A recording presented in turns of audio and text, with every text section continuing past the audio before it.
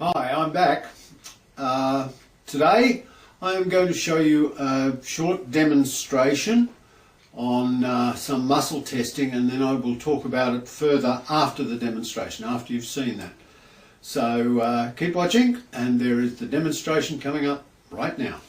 Okay, a demonstration on muscle testing, which everybody's been wanting to do. And I have Lisa here today, who is going to help me with this demonstration. And if she can stop smiling, she'll be fine. But what I'm going to do is I'm going to demonstrate specific muscle testing. Now, specific muscle testing, I believe, is much more important. I'll go into that after this. But to illustrate, what I'm going to do is I'm going to show you a particular muscle test called the pectoralis major clavicular. And that is where we test a muscle in the shoulder, and we put the arm out the front, and it goes down to 45 degrees. Now, a number of things I will point out after I've done the demonstration. So Lisa, if you could just turn around this way a little, and we put the arm straight up in front of the person, like that, and it goes down that way. Okay? So if you hold, and it goes down, and then we rub the lymphatics for the stomach, which is on the left, and then we hold it again, and it now tests strong. And we use that particular muscle when we test food supplements. So when we test a food supplement, one of the things that a lot of people do with food supplements is they get people to hold it, and they get people to put it on their hara and that sort of thing. But when it's a food supplement, it should go on the tongue, if it's possible. Now, if it's not possible to go on the tongue, the next best place to put it is on the parotid gland. And the parotid gland is the salivary gland, which is the first part of your digestive system. So if we're going to test a food supplement, I believe we need to test a stomach muscle. Because if you test a stomach muscle, that's where the food is going first off, to see whether the stomach muscle or the stomach energy is appropriate. So I get Lisa to hold the food supplement against her parotid gland, and I test the pectoralis major clavicular against it, and it just doesn't hold. So I wouldn't suggest you be drinking this in any way, shape or form, as it's petrol. That's good. So we test another supplement, and we find that it's strong, and that is vitamin C. So Lisa doesn't have a problem taking vitamin C. She does have a problem, however, taking petrol. Okay, so that's how we do specific muscle testing on food supplements. Thank you, Lisa. Here's the demonstration, and that is just a demonstration, a very simple demonstration of the pectoralis major clavicular. That relates to the stomach energy. A few points to remember. Firstly, when we normally do food testing, we do it in 8 stages of testing, and I think that will be the next video. We will show you some of the different muscle tests to do the various stages of testing with the muscles. But it's very, very important to note that when you place the arm or the leg in the particular position that contracts the muscle to its fullest contraction. When you have its fullest contraction, it's much, much easier to test that muscle. There's no strength involved. You can feel, when you put your hand on the muscle, you can feel whether that's actually strong or whether there's a bit of weakness there.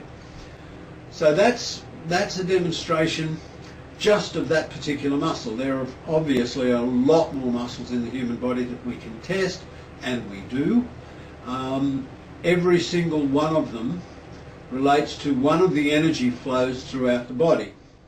And not only do we use the ones that relate to the 12 main meridians or the 14 main meridians, but we use the ones that relate to the 8 extra meridians too. And they show us things about the various glands, the parotid gland, thyroid, thymus, that sort of thing. So we will be showing you all of those tests over a period of the next few videos. And so just keep in mind that the whole point of what we do is to be very specific with the muscle testing. We don't do the pull down test. We test properly from the point of view of holding the person's arm and gently pushing on the muscle so that we, or leg, so that we get a proper test. Okay? Now, just as a matter of interest, there's a number of videos on YouTube that talk about self-testing. And I just wanted to cover that for a moment. Self-testing is really most interesting. Gordon Stokes and Daniel Whiteside, who wrote the 3-in-1 Concept courses, there's a whole range of courses in their protocols. They suggested that self-testing was about as accurate as about 50-50. In other words, you may as well guess. I found that that is probably a better way to explain that, is that if you're going to self-test, and there's a number of different ways to do that, we'll cover that later on, but if you are going to self-test, if you have an opinion about what you're testing, then there's no point in self-testing, because the muscle testing will confirm your opinion. If you however don't have an opinion, then the muscle testing can be quite accurate. For instance, if you go into a health shop and you want some vitamin E or vitamin C or vitamin B or whatever, and there's, let's say, 3 or 4 different brands of vitamin E there, you can self-test. If you have no opinion as to which one's the best for you, you can self-test those vitamin E's and the best one will show. But if you have an opinion that product A is the best of those 4 or 3, then you will confirm it with your own muscle testing.